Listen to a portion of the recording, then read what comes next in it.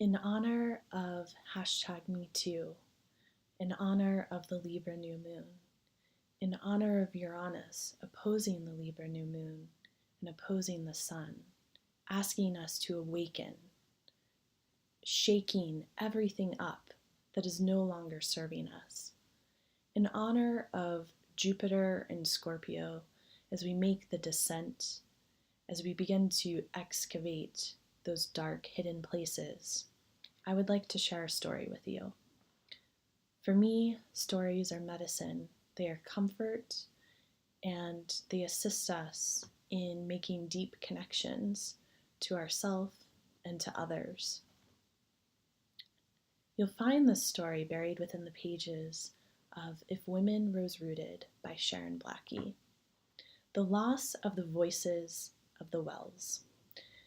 Do you know the Tamar, the great river which once cut Cornwall off from the rest of the world, until they built a bridge and let the others in?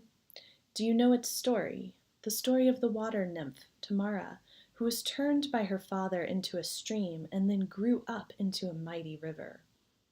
I was looking for the source of the great Tamar one day, up among the willow trees by Woolly Barrows, when out of the corner of my eye I caught sight of a gray heron standing in the boggy waters from which the river is known to rise.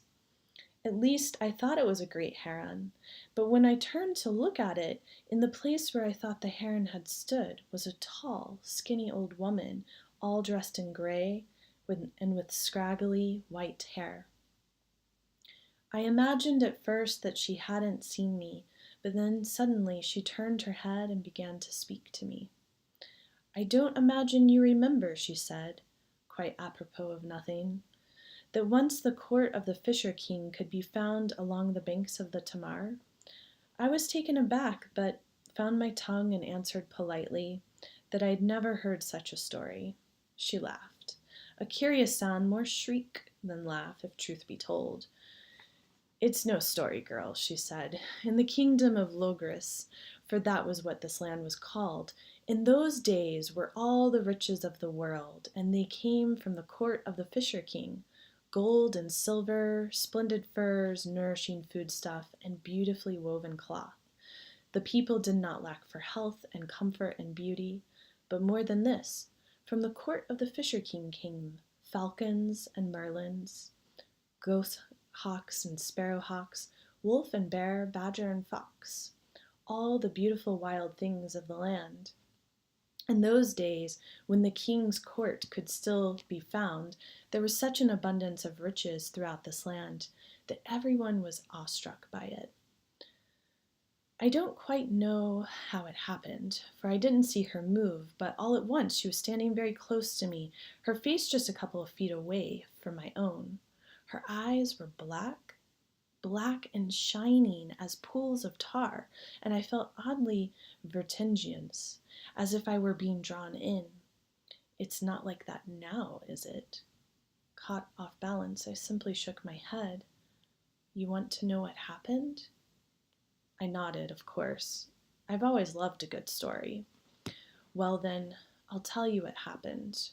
You won't like it."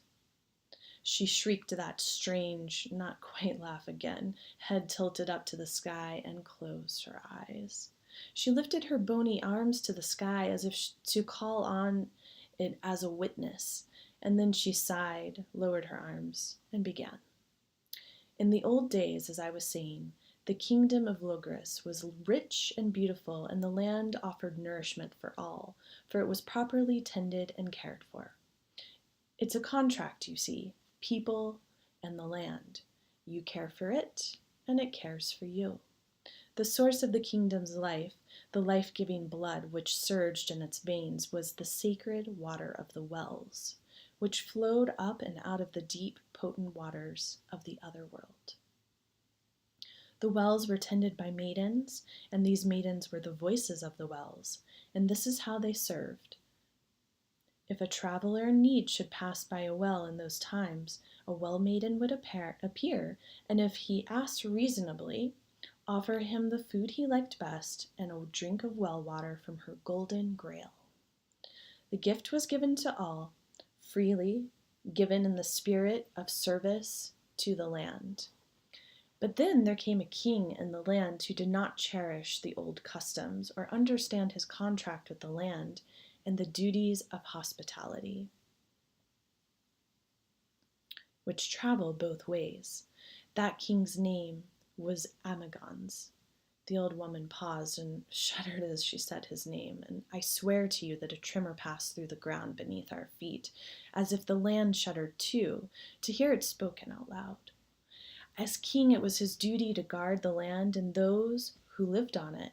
It was his duty to tend it and see that all was in good heart, for this is the sacred contract which maintains the balance of the world. It was his duty to keep the Well Maidens safe, for they were the voices of the wells, and without the wells, for the land would lose its heart. But Amagons wasn't much of a man for duty, and the day came when he broke faith. On that day a Well Maiden, seeing him pass by, offered him food and water, as was the custom. After eating the food and drinking the water, Amagons tore off her white dress, threw her across the stone wall which surrounded the well, and raped her while his men looked on. Tears leaked from the old woman's eyes. Can you imagine? Can you imagine it, girl? A maiden from the sacred wells? Can you imagine how the earth itself must have cried out in horror? How the waters of the wells would have stopped mid-flow and recoiled from this evil which was visited on the land? But it did not stop there. After this violation, Amagon stole the Well Maiden's golden vessel and kept it for himself, though it did not stay with him, for the Well Maiden's grail might not pass into hands such as his. He carried the maiden off and made her serve him. Then, seeing what the king had done, taking their lead from him, all around the country his men began to rape the other Well Maidens. So the maidens no longer came out of the wells and withdrew from the land altogether. And so it was that the people of Logos lost the voices of the wells, and the services of the wells ceased. This is how the land was laid waste. The leaves on the trees shriveled and died, plants withered, fields and meadows turned brown, and the earth lay barren and scorched. The waters of the land diminished, and the rivers ran dry, and no one could find the enchanted court of the Fisher King who had once made the land bright with his treasures. She looked at me long and hard. Do you think it was all that long ago, girl? If it even happened at all? Do you think because the land has grown green again and the great Tamar flows strong and true that we do not live in the wasteland still? Have you seen the great scars that men have made on the face of the earth? Have you seen the starving masses in the scorched lands and the hungry hearts amidst the richness of the cities? Do you think there are no men like Amagons? And I could not answer her, for I knew that what she said was true. The green crept slowly back, she whispered, but in its heart the land was still a wasteland, for the voices of the wells were lost, and the maidens and their grails were gone, and along with them passed the riches of the court of the great Fisher King. With that, the old woman grew silent and stepped away from me, staring back into the boggy morass from which the great Tamar sprang. I stood with her for a while, and then I turned and began to walk down the hill. After a little while, I stopped to look back at her, but all I saw was a large gray heron, standing on one leg, perfectly still.